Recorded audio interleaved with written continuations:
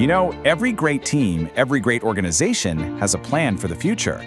But what's the plan for its leaders? That's what we're digging into today, a really practical guide to building what's called a leadership pipeline. It's one of the most important things you can do for long-term success. So, let's get into it.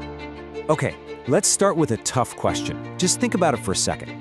If your absolute best leader walked out the door tomorrow, who would take their place?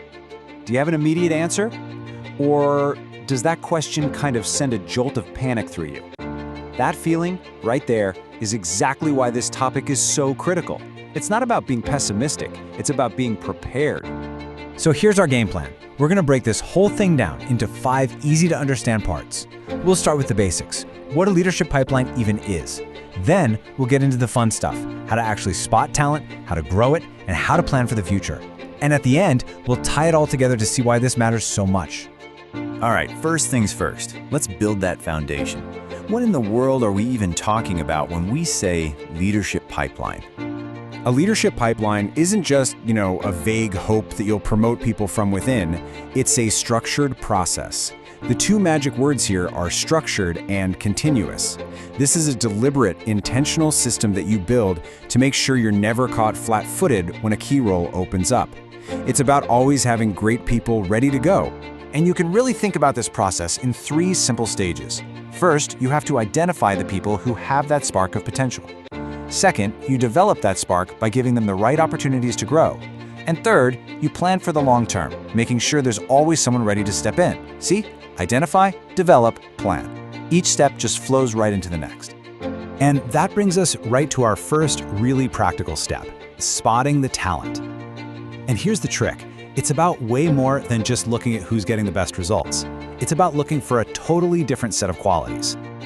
Okay, this is such a critical distinction. On one hand, you have performance. That's the what. What did they accomplish? It's about looking in the rearview mirror at their results. But potential, that's the how and the why. How do they get things done? Why do they make certain choices? It's about looking forward.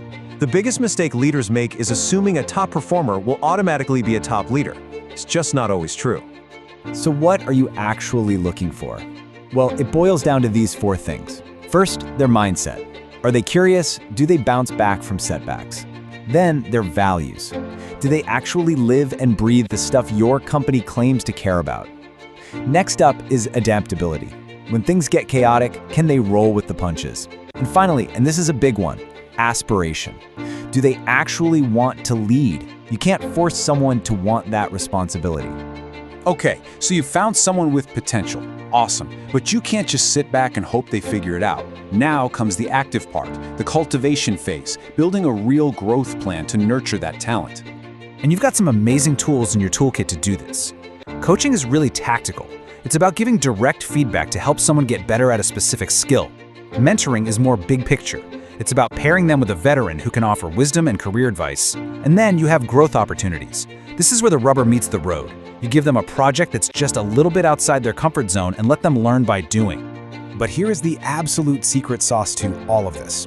It's not just about randomly assigning mentors or projects. The magic happens when you find the sweet spot where an individual's own career goals overlap with what the organization is going to need in the future. When you align those 2 things, that's when you get explosive growth. Which leads us to the final strategic piece of the puzzle, succession planning. Now, don't think of this as some rigid chart of who replaces who. It's much more dynamic than that. Think of it as a safety net for your entire organization. I love this quote because it gets to the heart of it. This isn't just some administrative task for HR to handle. This is a core responsibility for every single leader. It's about being a good steward for the future of the company. It's about making sure things don't fall apart when someone moves on. And let's be crystal clear about what this really means. Good succession planning is not about secretly picking one person to be the heir apparent. No way. It's about building a deep bench of talent. It's about making sure that for any critical role, you have 2, maybe 3, capable people who could step up if needed. That's what gives you real resilience. Okay, so we've covered the what and the how. Let's zoom out one last time and talk about the big picture. Why should you invest all this time and energy into building a leadership pipeline? What's the real payoff here? Well, the benefits are just massive. Of course, it secures your organization's future and makes sure transitions are smooth instead of chaotic.